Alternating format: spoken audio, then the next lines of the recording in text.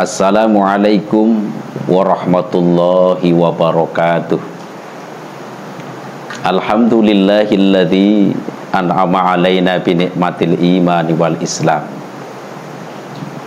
Wassalatu wassalamu ala asyrafil anbiya'i wal mursalin wa ala alihi wa sahbihi ajma'in. La hawla wa la quwwata illa billahil aliyyil azim. Amma ba'd.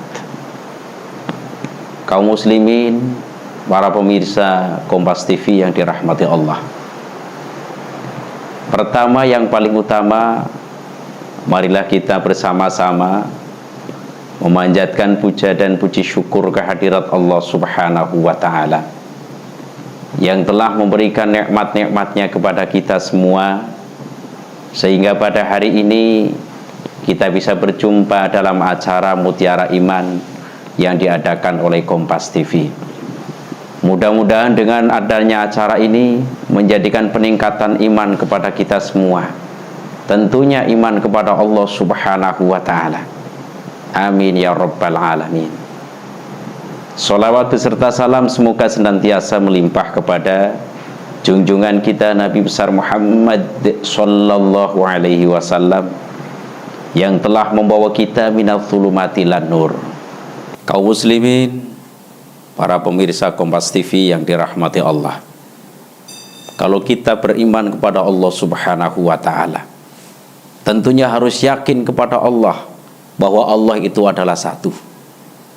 Diterangkan dalam Al-Quran surat Al-Ikhlas, Allah berfirman, Qul huwallahu ahad, Allahus somad, lam yalid walam yulad walam yakullahu kufuwan ahad.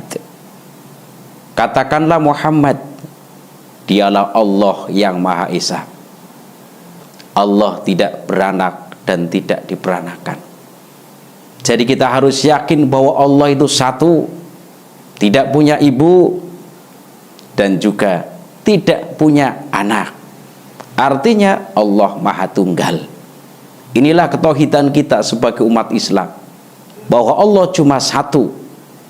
Oleh sebab itu, kalau seumpama ada orang lain kemudian mengakui Tuhannya lebih daripada satu, tetapi mohon maaf perlu diketahui, kalau Tuhan lebih daripada satu, suatu contoh, Tuhannya memutuskan mengenai hujan, ya, hanya memerintahkan hujan, Tuhan satunya nggak mau, Tuhan satunya nggak boleh. Kalau Allah satu menentukan apapun, mau hujan kek, mau kemarau kek, mau mendung kek, silahkan, karena Allah itu Maha Kuasa. Oleh sebab itu, ketika Rasulullah Shallallahu Alaihi Wasallam menerima wahyu yang pertama ketika di Gua Hiro, surat Al-Alaq, Iqra bismi rabbikal ladzi khalaq, khalaqal insana min 'alaq. Iqra, bacalah Muhammad dengan menyebut nama Tuhanmu, dialah yang telah menciptakan manusia dari segumpal darah. Yang pertama kali Nabi Muhammad Shallallahu Alaihi Wasallam menerima wahyu yang pertama justru surat Al-Alaq. Katakanlah Muhammad, ya, untuk menyebut nama Allah Subhanahu wa Ta'ala. Ketika itu Rasulullah Shallallahu Alaihi Wasallam usianya 40 tahun. Dilanjutkan, khalaqal insana min 'alaq. Dialah yang telah menciptakan manusia dari segumpal darah. Maka kalau kita lihat yang sejak dulu kisah-kisah, yang pertama kali Nabi Adam alaihi salam diciptakan oleh Allah dari tanah liat. Kok kenapa ayat ini menerangkan bahwa Allah menciptakan manusia dari segumpal darah? Mari kita sama-sama mengaji tentang ini.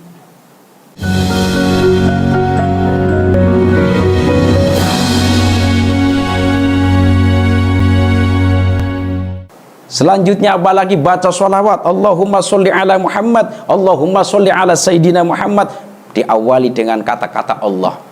Apabila mereka mendengarkan asma Allah, nama Allah disebut, mereka bergetar hatinya. Tapi jangan lupa, Takbir jangan sampai disalahgunakan. Apa disalahgunakan? Tawuran pakainya takbir.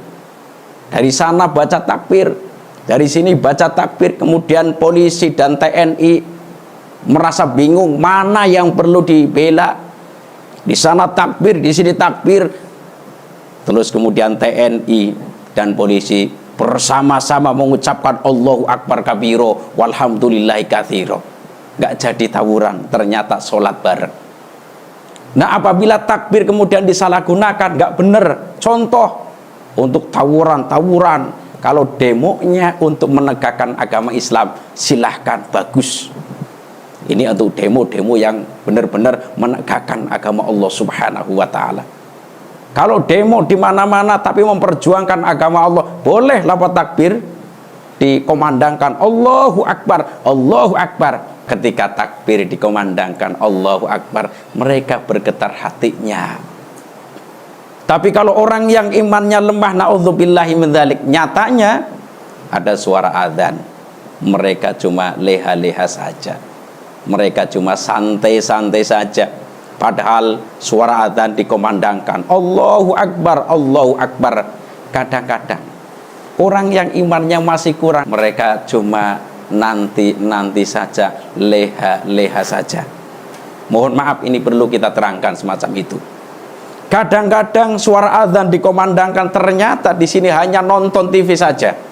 Bahkan ketika sholat, mohon maaf, nunggu iklan. Ini nggak benar. Mendahulukan perintah Allah, mendahulukan seruan Allah. Ketika suara azan dikomandangkan, langsung datang ke musola, langsung datang ke masjid. Karena itu adalah ciri-ciri orang yang beriman kepada Allah Subhanahu wa Ta'ala. Harapannya apa? Kita semua insya Allah iman kita rawat supaya hidup masih beriman kepada Allah, mati juga beriman kepada Allah. Namanya husnul khotimah. Ciri-ciri orang yang beriman yang kedua adalah wa idza tuliyat 'alaihim ayatuhu zadatuhum imana. Apabila dibaca ayat-ayat Allah, mereka zadatuhum imana, imannya menjadi tambah.